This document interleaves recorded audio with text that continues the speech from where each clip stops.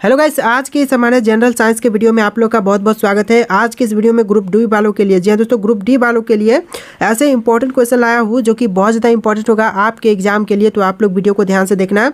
General science के एक से बढ़ के एक क्वेश्चन आपको इस वीडियो में देखने के लिए मिलेंगे। आप लोग वीडियो को लाइक करके चैनल को सब्सक्राइब कर लेना। ऐसे बहुत से चैनल अभी हमारे चैनल पर अपलोड होने ऐसे बहुत से वीडियो हमारे चैनल पर अभी अपलोड होने वाले, तो आप लोग चैनल को सब्सक्राइब जरूर कर लीजिएगा। तो चलिए फिर वीडियो को शुरू करते हैं। पहला सवाल आपका हो जाएगा, कौन सा ग्रह अपनी दूरी पर पूर्व से पश्चिम घूमता है? देखिए, अपनी दूरी पर पूर्व से पश्चिम यह घूमता है शुक्र ग्रह। ऑप्शन नंबर सी जो है आपका बिल्कुल सही जवाब है। चलिए क्वेश्चन नंबर 2 है, रबर का मुख्य स्रोत कौन सा वृक्ष है? देखिए, रबर का जो मुख्य स्रोत है वह वृक्ष हो जाएगा option number B, rubber tree. Option number B जो है रबर ट्री आपका बिल्कुल सही जवाब है। तो चलिए अगला सवाल है, पृथ्वी के चुंबकीय क्षेत्र का कारण क्या है? देखिए, पृथ्वी का जो चुंबकीय क्षेत्र है इसका जो मुख्य कारण है वह हो जाएगा पृथ्वी के अंदर पिघला हुआ लोहा और निकेल के कारण जो पृथ्वी का चुंबकीय क्षेत्र है वह है। तो चलिए अगला सवाल देखते हैं। क्वेश्चन नंबर 4, कौन सा धातु विद्युत का सबसे अच्छा चालक है? देखिए, विद्युत का सबसे अच्छा चालक जो है यह होता है चांदी। ऑप्शन नंबर सी आपका बिल्कुल सही जवाब हो जाएगा, चांदी। तो चलिए अगला सवाल है, डीएनए की खोज किसने की थी? देखिए, डीएनए की खोज करता ये हो जाएंगे वाटसन और क्रिक। ऑप्शन नंबर ए जो है इस क्वेश्चन का बिल्कुल सही जवाब है। आप लोग बस इस वीडियो को लाइक करके चैनल को सब्सक्राइब कर लेना। आपके लिए साइंस और जीके जीएस के ऐसे इंपॉर्टेंट क्वेश्चन लाने वाला हूँ जो कि आपके एग्जाम ग्रुप डी के लिए बहुत ज़्यादा इंपॉर्टेंट होगा। चलिए अगला सवाल है, सौर मंडल में सबसे लंबा दिन किस ग्रह पर होता है? देखिए, सौर मंडल में जितने भी ग्रह हैं उनमें से सबसे लंबा दिन जो है वह होता है शुक्र ग्रह पर। ऑप्शन नंबर सी जो है आपका बिल्कुल सही जवाब है। चलिए अगला सवाल है, सबसे पहले किस तत्व का खोजा गया था? देखिए, सबसे पहले किस तत्व को खोजा गया था? तो यह तत्व हो जाएगा फास्फोरस। ऑप्शन नंबर सी आपका बिल्कुल सही जवाब है।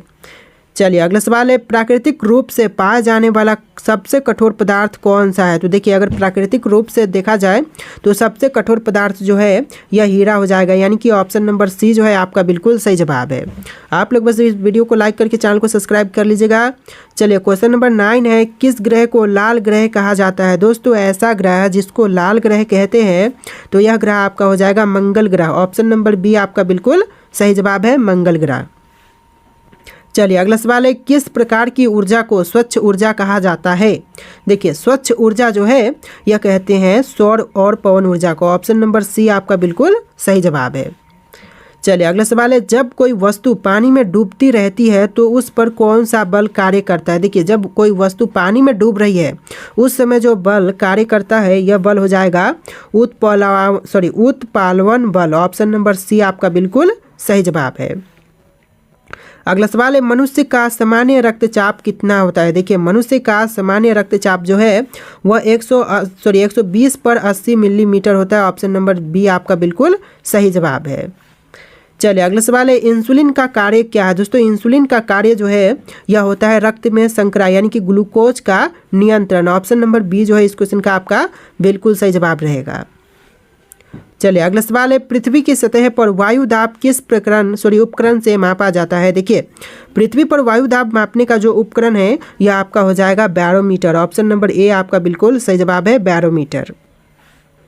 चलिए अगला सवाल है, समुद्र की गहराई मापने के लिए कौन सा उपकरण प्रयोग किया जाता है?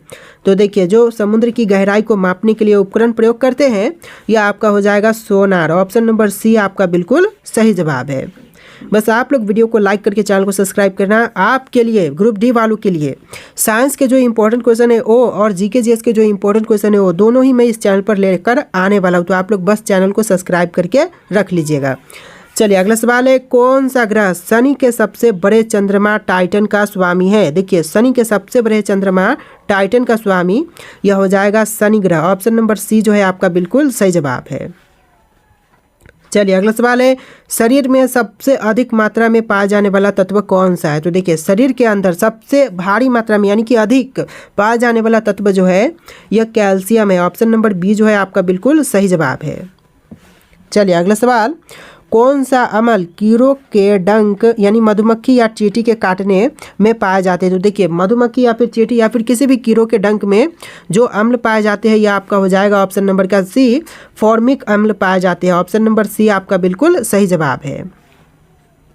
तो चलिए अगला सवाल है, जलवायु परिवर्तन यानी क्लाइमेट चेंज के मुख्य कारण क्या है? तो देखिए जलवायु परिवर्तन का जो मुख्य कारण है यह मानवीय गतिविधियाँ, जैसे कि मानव द्वारा निर्मित संसाधन या फिर पेड़ों की कटाई या फिर किसी भी तरह के जो भी कार्य मानव करते हैं, कारखाने या फिर इस तरह के जो काम हो रहे हैं उससे जो है जलवायु परिवर्तन है वह हो रहे हैं। तो ऑप्शन नंबर सी जो है आपका बिल्कुल सही जवाब है। चलिए अगला सवाल है, सूर्य की ऊर्जा का मुख्य स्रोत क्या है? देखिए सूर्य की ऊर्जा का मुख्य स्रोत यह हो जाएगा नाभिकीय संलयन। ऑप्शन नंबर बी आपका बिल्कुल सही जवाब है। नाभिकीय संलयन सूर्य की ऊर्जा का मुख्य स्रोत है। चलिए आपका अगला सवाल है, पृथ्वी पर जीवन की शुरुआत के समय वातावरण में मुख्य कौन सी गैसें थी? तो देखिए पृथ्वी पर जब जीवन की शुरुआत हो रही थी उस समय पृथ्वी के वातावरण में जो मुख्य गैसें थी यह आपका हो जाएगा कार्बन डाइऑक्साइड और मीथेन। ऑप्शन नंबर बी जो है आपका बिल्कुल सही जवाब है। चलिए आपका अगला सवाल है, शुद्ध पानी का पीएच मान कितना होता है? देखिए दोस्तों शुद्ध पानी का पीएच मान जो है वह होता है 7। आपका आंसर जो है ऑप्शन नंबर सी रहेगा। तो चलिए अगला सवाल है, क्वेश्चन नंबर 23, किस तत्व का रासायनिक प्रतीक Fe है? देखिए रासायनिक प्रतीक जो है Fe यह हो जाएगा लोहा का। ऑप्शन नंबर सी जो है आपका बिल्कुल सही जवाब है। चलिए अगला सवाल है, किस वर्ष में चंद्रमा पर पहली बार मानव के कदम रखा गया था? देखिए मानव ने कदम रखा था पहली बार चंद्रमा पर, यह रखा था 1969 के समय। ऑप्शन नंबर बी जो है आपका बिल्कुल सही जवाब है। तो चलिए अगला सवाल, भारत में किस राज्य में सतपुड़ा पर्वत श्रृंखला स्थित है? देखिए सतपुड़ा पर्वत श्रृंखला जो है वह भारतीय राज्य मध्य प्रदेश में है। ऑप्शन नंबर ए जो है इस क्वेश्चन का बिल्कुल सही जवाब है। चलिए अगला सवाल है, प्रोटीन का मुख्य कार्य क्या है? दोस्तों प्रोटीन का जो मुख्य कार्य होता है यह आपका हो जाएगा ऑप्शन नंबर का बी, शरीर की संरचना बनाना। ऑप्शन नंबर बी जो है आपका बिल्कुल सही जवाब है। चलिए अगला सवाल है, गोलाबारी में इस्तेमाल होने वाली प्रक्षिप्त वस्तु को क्या कहा जाता है? तो देखिए इसको कहेंगे ऑप्शन नंबर का डी सेल। जी दोस्तों ऑप्शन नंबर डी जो है आपका बिल्कुल सही जवाब है। अगला सवाल है, किस तत्व का रासायनिक प्रतीक Na है? देखिए रासायनिक प्रतीक Na यह हो जाएगा सोडियम का। ऑप्शन नंबर ए जो है आपका बिल्कुल सही जवाब है। तो चलिए क्वेश्चन नंबर 29 है, पृथ्वी के अंदर की ओर जाने पर तापमान किस तरह बदलता है? देखिए पृथ्वी के अंदर जाने पर तापमान जो है वह घटेगा, बढ़ेगा या फिर स्थिर रहेगा या फिर कोई बदलाव नहीं होगा। तो देखिए ऑप्शंस में से राइट आंसर जो है ऑप्शन नंबर बी रहेगा, तापमान बढ़ता है। यानी पृथ्वी के अंदर अगर जाए तो जो तापमान है उसमें वृद्धि होगी, यानी कि तापमान जो है वह बढ़ेगा। ऑप्शन नंबर बी जो है आपका बिल्कुल सही जवाब है। चलिए क्वेश्चन नंबर 30 है, मानव शरीर में रक्त का मुख्य कार्य क्या है? तो यह आपका हो जाता है ऑक्सीजन और पोषक तत्वों का वितरण करना। ऑप्शन नंबर सी आपका बिल्कुल सही जवाब है। चलिए अगला सवाल, सौर मंडल का सबसे छोटा ग्रह कौन सा है? देखिए सौर मंडल का जो सबसे छोटा ग्रह है यह आपका हो जाएगा बुध। ऑप्शन नंबर ए जो है इस क्वेश्चन का बिल्कुल सही जवाब है। चलिए आपका अगला सवाल है, मनुष्यों में कितनी जोड़ी क्रोमोसोम पाई जाती है? देखिए दोस्तों मनुष्य में जो क्रोमोसोम की संख्या है यह टोटल 23 है। ऑप्शन नंबर बी आपका बिल्कुल सही जवाब हो जाएगा। तो चलिए अगला सवाल है, कौन सा ग्रह ब्लू प्लैनेट यानी ब्लू प्लैनेट के नाम से जाना जाता है? तो देखिए यह प्लैनेट हो जाएगा पृथ्वी, यानी पृथ्वी ग्रह जो कि ब्लू प्लैनेट के नाम से जानी जाती है।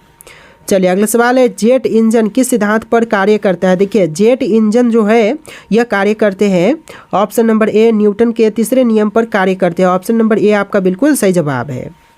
चलिए अगला सवाल है, सबसे पहले टीका यानी वैक्सीन की बीमारी के लिए बनाया गया था? किस बीमारी के लिए बनाई गई थी? तो यह बनाया गया था चेचक के लिए, यानी ऑप्शन नंबर ए जो है आपका बिल्कुल सही जवाब है। चलिए अगला सवाल, प्राकृतिक गैस का मुख्य घटक क्या होता है? देखिए प्राकृतिक गैस का मुख्य घटक यह हो जाएगा मीथेन। ऑप्शन नंबर सी जो है बिल्कुल सही जवाब है। चलिए अगला सवाल है, सबसे पहले कौन सा जानवर अंतरिक्ष में भेजा गया था? तो सबसे पहले भेजे जाने वाली जानवर यह कुत्ता है जिसका नाम लाइका था। ऑप्शन नंबर सी जो है आपका बिल्कुल सही जवाब है। चलिए अगला सवाल है, नाभिकीय रिएक्टर में किस तत्व का उपयोग ईंधन के रूप में किया जाता है? तो देखिए नाभिकीय रिएक्टर में जिस तत्व का उपयोग ईंधन के रूप में करते हैं यह यूरेनियम हो जाएगा, यानी ऑप्शन नंबर बी यूरेनियम आपका बिल्कुल सही जवाब है।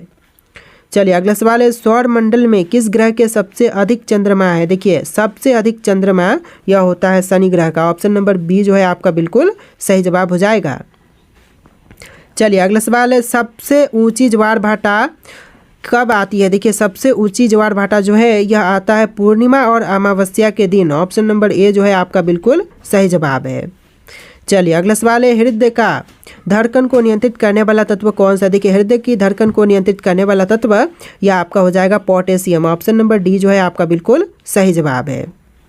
चलिए अगला सवाल है, सबसे अधिक ऊर्जा वाली विद्युत चुंबकीय तरंग कौन सी होती है? तो सबसे अधिक ऊर्जा वाली विद्युत चुंबकीय तरंग जो है यह होता है गामा किरणें। ऑप्शन नंबर सी जो है आपका बिल्कुल सही जवाब है। चलिए अगला सवाल है, जब कोई वस्तु प्रकाश को पूरी तरह परावर्तित कर देती है तो उसे क्या कहते हैं? तो देखिए इसको कहा जाएगा अपारदर्शी। अपारदर्शी ऑप्शन नंबर बी जो है आपका बिल्कुल सही जवाब है। चलिए अगला सवाल है, किस ग्रह का वायुमंडल मुख्य रूप से कार्बन डाइऑक्साइड से बना है? देखिए किस ग्रह का वायुमंडल जो है वह मुख्य रूप से कार्बन डाइऑक्साइड गैस से बना हुआ है? तो यह मंगल ग्रह हो जाएगा। ऑप्शन नंबर बी मंगल आपका बिल्कुल सही जवाब है।